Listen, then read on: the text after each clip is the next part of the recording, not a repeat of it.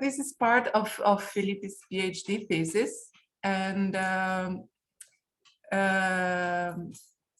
his thesis was in general about multiple revision. So looking at belief revision when we have multiple entries, so multiple inputs at once. And this paper in particular is about one of the operations he studied. So first, the idea for selective revision and multiple revision. So if you have, for example, beliefs that birds fly, that birds are warm-blooded animals, and Tweety is a bird, and then you get new information, which includes two different pieces of information, actually. So the Tweety doesn't fly, and the Tweety is not warm-blooded. In order to accommodate this information, as usual in belief revision, we should give up something, because since this is inconsistent with the previous beliefs, we should give up some information here. And we have to decide what to give up. And that's the whole problem of belief revision. But then if we look at this information, maybe we are not willing to accept the whole of it. So we may be able to, be willing to accept that Tweety doesn't fly, but maybe our belief that birds are warm-blooded animals is very strong, and we don't want to give that up. So we want to accept only part of the input. And this is the idea behind selective revision. And in a nutshell, what Fillipe did was to deal with this operation, but for the multiple revision case. So for a little background, so departing from the AGM original framework, where we have the revision operation is applied on a belief set. So a belief set K in the original AGM framework is a set closed under logical consequences. And the idea is that if we get a new input, a new sentence alpha, then the result of revising K by alpha is a new belief set such that alpha is included in it. And we want this new belief set to be consistent. So if alpha is not consistent with K, we may have to give up some of the previous beliefs. So this is the original operation. And if we look at it, we have this idea behind AGM revision, which is the priority of the input. So as I said, if alpha is inconsistent with K, we give up something from K to accommodate alpha. And this means that we give alpha the priority over the previous beliefs in K.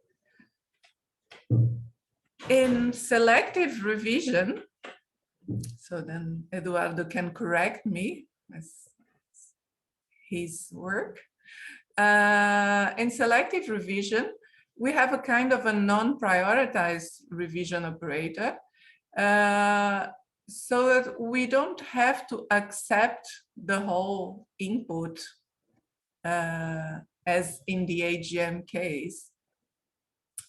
And the idea of selective revision is that, okay, we have a belief set, we have an AGM revision operator, and instead of accepting the whole input, we have a transformation function f which we apply to the input, and then we revised by this transformed input. And the idea here is that F may select parts of alpha to be included in the new belief set. So if we think of the example where we had that Tweety doesn't fly and Tweety is not warm-blooded, we may accept only part of it. So we can have a transformation function that will just delete the part we don't want to accept. So the part that says that Tweety is not warm-blooded. So the whole idea of selective revision is to have this, to study these transformation functions and then see what kind of properties we need here to have some properties that we want to have in the new revision function. And we can see the idea here. So why is this a non-prioritized revision? We get the new belief, the new input, and instead of applying it and using revision immediately, we pass it through this decision component, in this case, this transformation function, that decides what we are going to accept.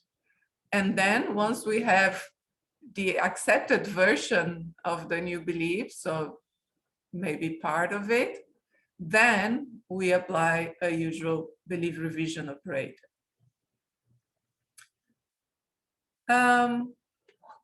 So in this paper, what we have is an axiomatic characterization of multiple selective revision.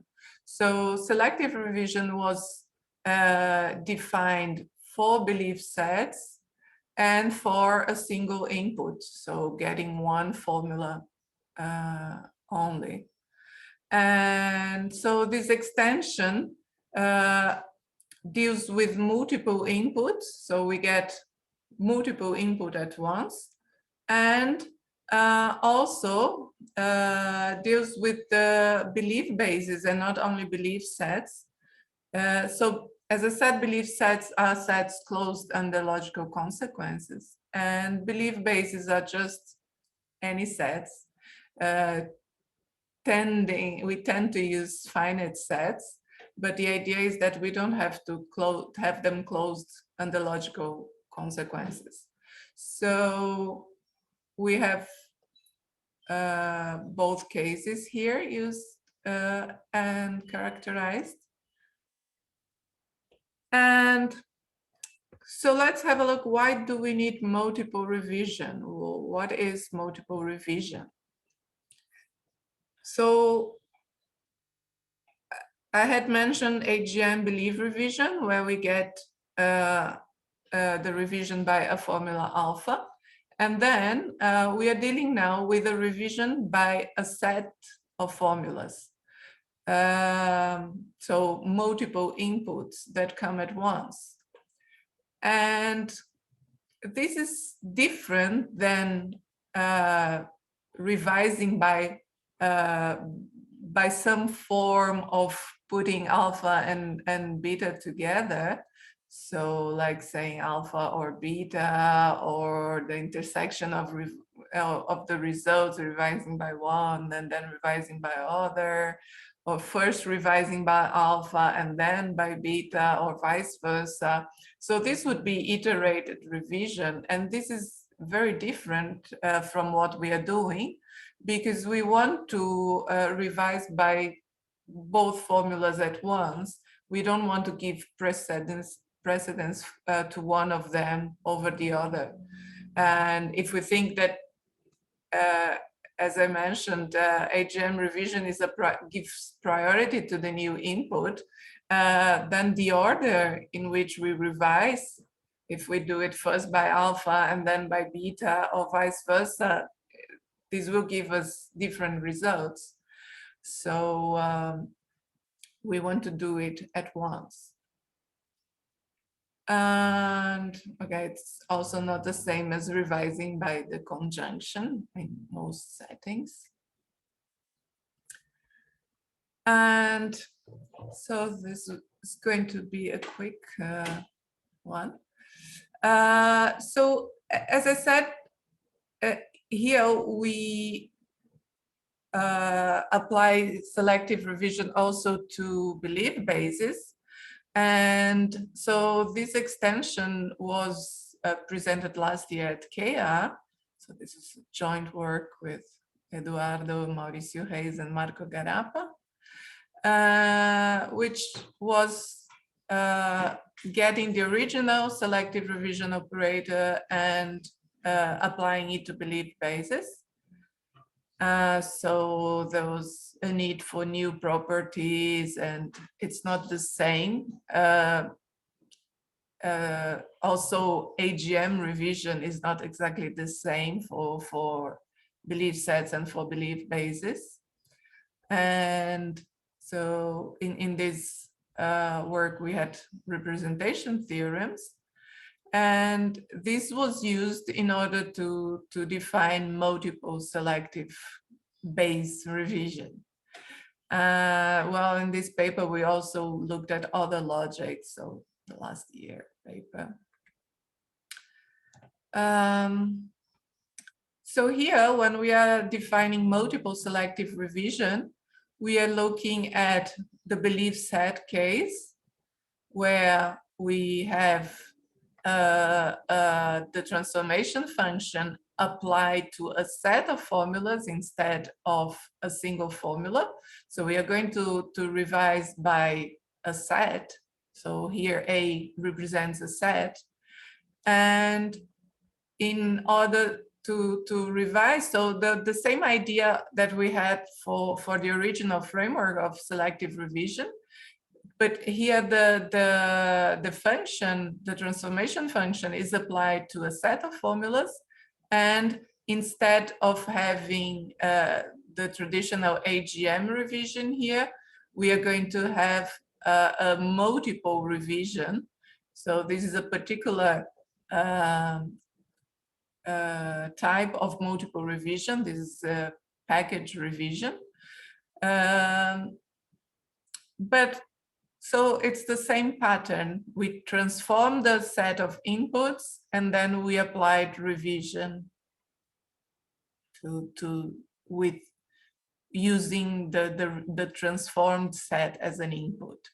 And we have this for belief sets K and belief bases B. So the whole paper, if you look at it, looks like a list of postulates for the operations of revision and for the transformation function. And the idea here is that we look at how different properties that we attribute to the transformation function imply in different properties for the revision operator. So one possible property that we may want is that that the transformation function chooses part of A, so it won't add anything new to A. And so this will give rise to one kind of selective revision, but we can have other kinds of properties for the transformation. So in the paper, you see lots of different postulates, but here I'm just showing the three different intuitions that we were using. So the second one is similar, but it's not that we select a subset of A, but we select a subset of the consequences of A. So we may change the formulas, we may add some new formulas as long as they were already consequences of the original A, the original input set. So this gives a little bit of freedom. And we use this also if we want to weaken the input. So maybe we don't want to accept the whole sentence, but we have one sentence in A that we want to weaken.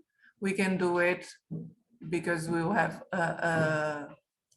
something that's a consequence of the original input.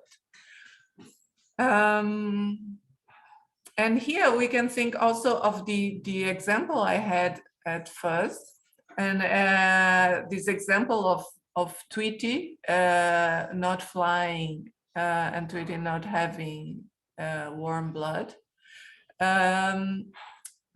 Depending on how this information comes, if we get A as a single sentence, that is the conjunction of both pieces of information, which is what I had in the slide, then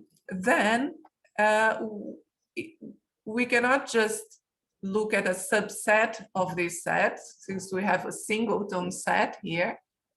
Either we take both parts of the information or we don't take any of them in.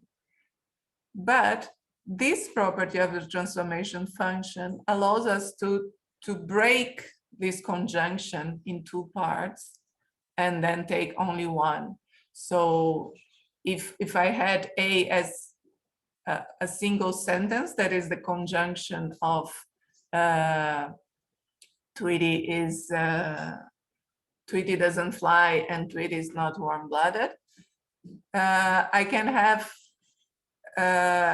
as the result of the transformation, I can have only the fact that Tweety doesn't fly, as it is a consequence of the original belief. So that's why it's important to distinguish between these two properties of the transformation function. And then we have this other property that says that if I have the input set is already part of what I believed, then I shouldn't remove anything. I should accept the whole thing. This is a different kind of property, as it depends not only on the input, but also on what we had before. And it is somehow intuitive. Okay, if you already believe A and you want to revise by A, then revise by A and just don't do anything. But it's also limiting, so we cannot choose anymore what to believe. But in general, we want to accept it anyway. And then what we have in the paper is a series of representation theorems. And I'm going to show only one example because they are all very similar.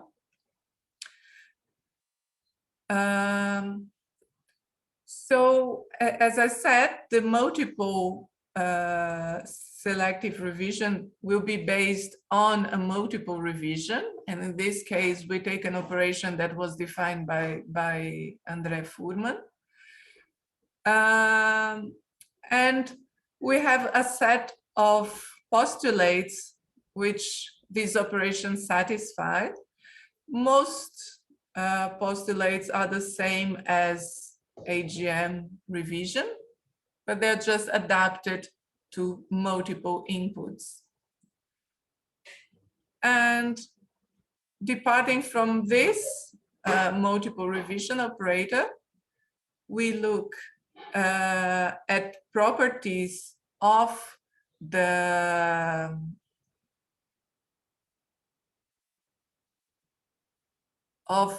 transformation function in order to build the multiple selective revision. So we have here, if we take a multiple revision as the one I just showed, and the transformation function satisfies this set of postulates, they are all in the paper, but here I just showed the lower boundary property of F. Then if we define the selective revision like this, then we'll have here the conditions satisfied by this new operator. And what we have in the other theorems, as I said, we have a whole series of representation theorems. And what we have is we look at different properties of the transformation function and see what the properties of the selective revision are. And we have done that for belief sets and for belief bases, and with different properties here. And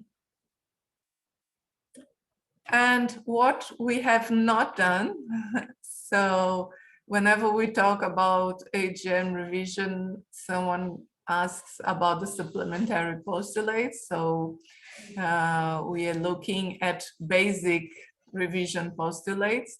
There are these extra postulates that deal with the conjunction of formulas. We haven't looked at that yet. We also haven't dealt with the inconsistent inputs. So if the set A is inconsistent, what should we do with it? Should we impose some properties on the transformation function or not? And we are looking at different underlying logics. So AGM is usually associated to propositional logics, but as we have been dealing with revision of this for description logics for some time, we're also looking at the description logical case for the multiple selective revision. And as you can see, I left all the details out. And that's it. Thank you.